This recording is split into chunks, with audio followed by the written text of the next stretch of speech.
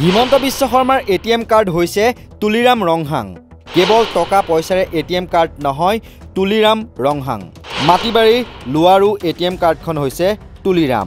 খিলঞ্জীয়াৰ জাতি মাটি ভেটিৰ অধিকাৰ কাঢ়িছে চৰকাৰে। চৰকাৰৰ এই কামত সহযোগ কৰিছে তুলিৰাম ৰংহাঙে। তুলিৰামৰ সহযোগত কাৰ্বি ভূমিত হৰণ হৈছে খিলঞ্জীয়াৰ ভূমি অধিকাৰ। তুলিৰাম ৰংহাঙে কাৰ্বি ভূমিত চলাইছে পৰিয়াল ৰাজ। অঙহী ভঙহীক দিছে হাজাৰ হাজাৰ কোটি টকাৰ ঠিকা। কাৰ্বি আংলং স্বায়ত্তশাসিত পৰিষদৰ মুখ্য কাৰ্যবাহী সদস্য তুলিৰাম ৰংহাঙক এটিএম কাৰ্ড ৰূপে দীৰ্ঘদিনে ব্যৱহাৰ কৰি আহিছে অসমৰ মুখ্যমন্ত্ৰী ডক্টৰ হিমন্ত বিশ্ব শৰ্মাই।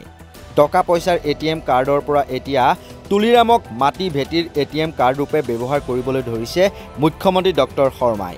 এই গুৰুতৰ অভিযোগ কৰিছে কংগ্ৰেছে।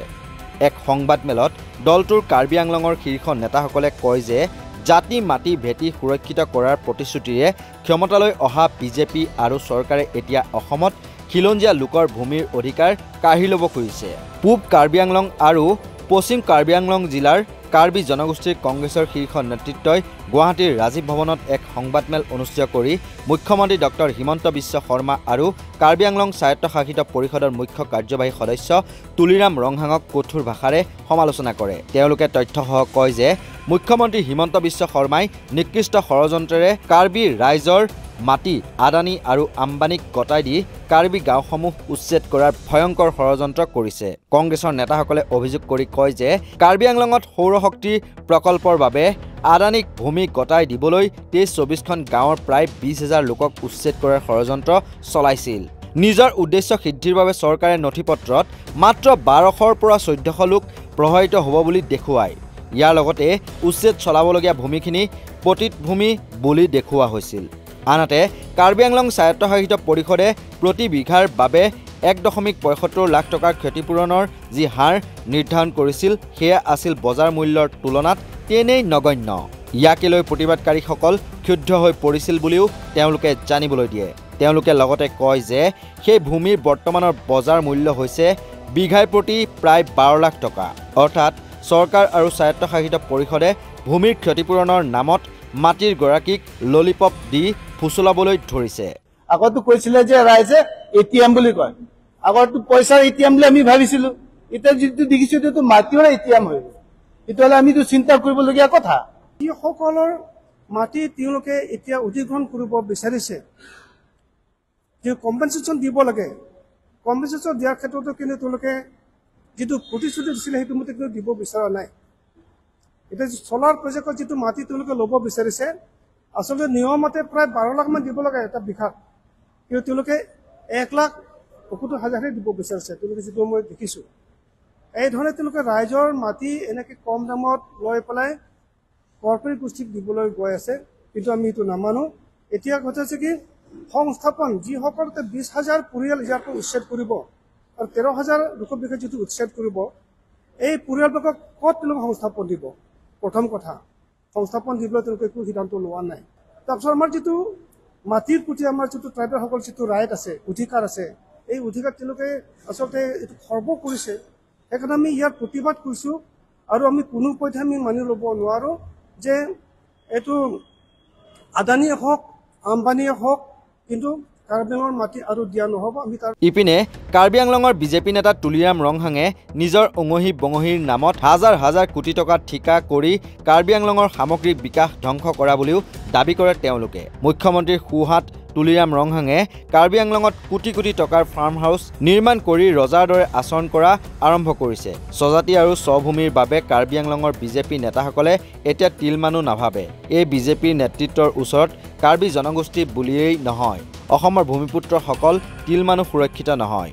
ব্যক্তিগত স্বাৰ্থ সিদ্ধিৰ বাবে তুলিৰাম ৰংহাং এণ্ড কোম্পানীয়ে অসম চৰকাৰ আৰু কেন্দ্ৰীয় চৰকাৰৰ অনুদানৰ নামত অহা বিভিন্ন উন্নয়ন পুঁজি ব্যৱহাৰত অনিয়ম সংঘটিত কৰিছে।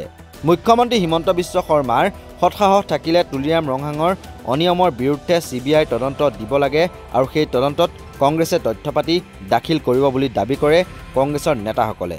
Save the 6 schedule to save the Karbi Anglong, আমি এই শ্লোগান ল'ব বিচাৰিছোঁ। আমি গাঁৱে গাঁৱে যাম, ঘৰে ঘৰে যাম, এই প্ৰচাৰ অভিযান আমি চলাম। ইয়াৰ উপৰি কাৰ্বি আংলঙৰ কংগ্ৰেছৰ নেতাসকলে ক্ষোভ প্ৰকাশ কৰি কয় যে ভাৰতীয় সংবিধানে কাৰ্বি আংলঙত থকা জনজাতীয় লোকসকলৰ সুৰক্ষাৰ বাবে যি ষষ্ঠ অনুসূচীৰ অধিকাৰ দিছিল সেয়া খৰ্ব কৰিবৰ বাবে ষড়যন্ত্ৰ কৰিছে বিজেপি চৰকাৰে। কাৰ্বি আংলঙৰ ষষ্ঠ অনুসূচীত সুৰক্ষিত কৰক আৰু কাৰ্বি ভূমিক ৰক্ষা কৰক বুলি উল্লেখ কৰি কয় যে পূব আৰু পশ্চিম কাৰ্বি আংলং জিলাৰ বনজ সম্পদসমূহ বিজেপিৰ নেতা পালিনতাই অবাধ গতিত লুণ্ঠন চলাইছে। বিজেপি নেতা তুলিৰাম ৰংহাঙে ৰাজকীয় ব্যৱস্থাৰে কাৰ্বিৰ ৰাইজৰ স্বায়ত্তশাসিত ব্যৱস্থাক ভেঙুচালি কৰাৰ লগতে পৰিয়ালকেন্দ্ৰিক ৰাজনীতিৰে কাৰ্বি লোকৰ সাংবিধানিক মৰ্যাদাত আঘাত হানিছে। ৰাইজে কৈ থাকে যে তুলিৰাম ৰংহাঙকো হিমন্ত বিশ্ব শৰ্মা চিফ মিনিষ্টাৰে কিয় লৈ ফুৰে। এইটো অলপ দিনৰ আগত আমি শুনিলো যে the reason why he take along Tuliram Rohang all the time by Himanta Biswa Sharma CM is that land there is abundant in Karbi Anglong and NC Hill. Dima Hasao aru Karbi Anglong bahut je mati ase. Ei mati tu dobo karone je Tuliram Rohang karone loi furibologia hoise boli koise. Corruption aru nepotism kotha. Nepotism kotha tu etu koboi na lage. Ekdom to the extreme.